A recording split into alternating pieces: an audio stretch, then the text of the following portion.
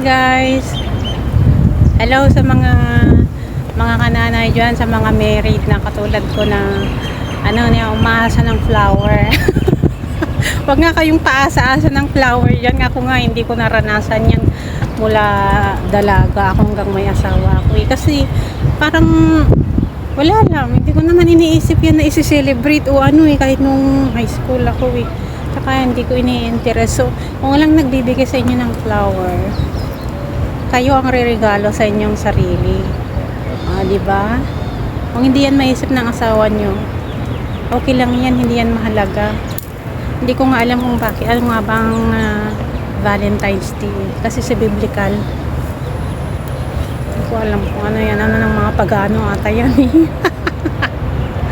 which is traditional na ng mga Pilipino na i-celebrate na Valentine's Day.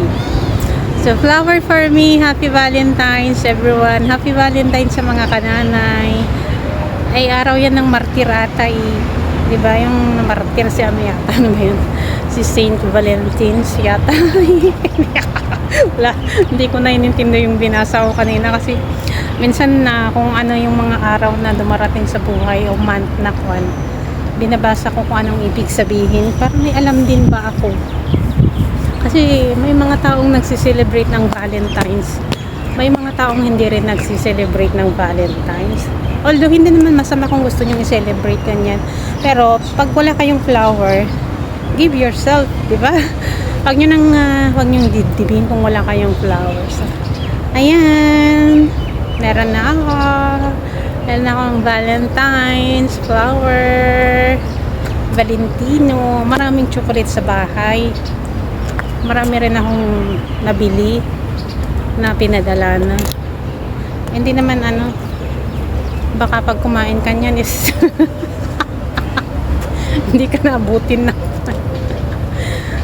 Hindi ako mahilig sa chocolates pero mahilig ako sa chips. Ano ba yan? So kompleto na. Meron na akong flower, meron na rin siyang dahon at aray ko po aray ko mabigat dapat yung magaan lang. Ganyan ang buhay guys. Ayan. Diba? Flower for me. Thank you myself. Bayan hair ko makisabay ka naman. Thank you myself. Di ayan may flower na ako. Ganyan. Kayong mga dilaga dyan sa dalawang anak ko dyan, huwag kayong dyan, huwag kayong tumanggap ng mga ibinibigay nilang chocolates at kung ano-ano dyan na flower. Hindi yan uso, hindi yan maganda. Di ba mga kananay? Ano pa itong mga hair?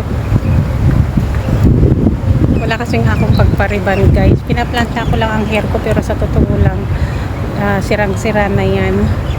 Nagtitiis lang ako. Ang importante may plancha naman ng hair.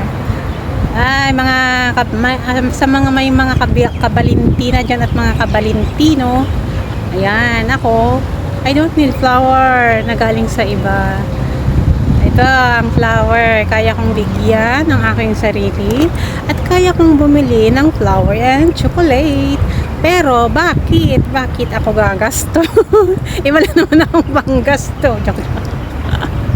Ay, ang daming mga fresh dyan. Parang pagkain yan.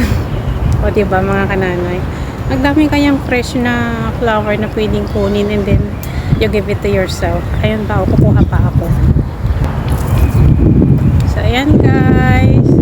Meron na akong more flowers for me. More gift for me.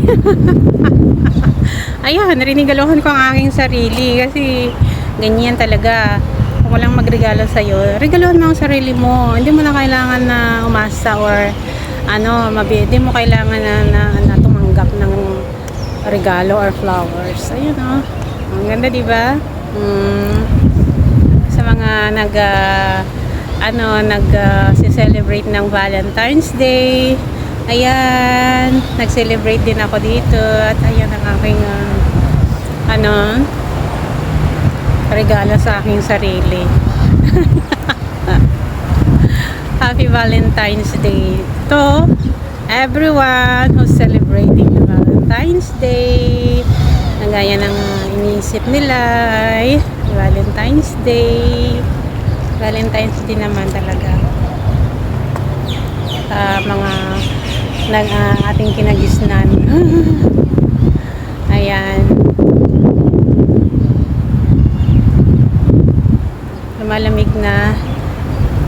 Hello, hello, hello. Hello, how do you do? Hello, hello guys. Maraming flower dito guys. So, ito ang aking natanggap na bulaklak today. Ay, ayan. Di ba? Ang ganda. Nagkodag ito yun ni nagangudan. Namayat nga ngiranan. Parang patani.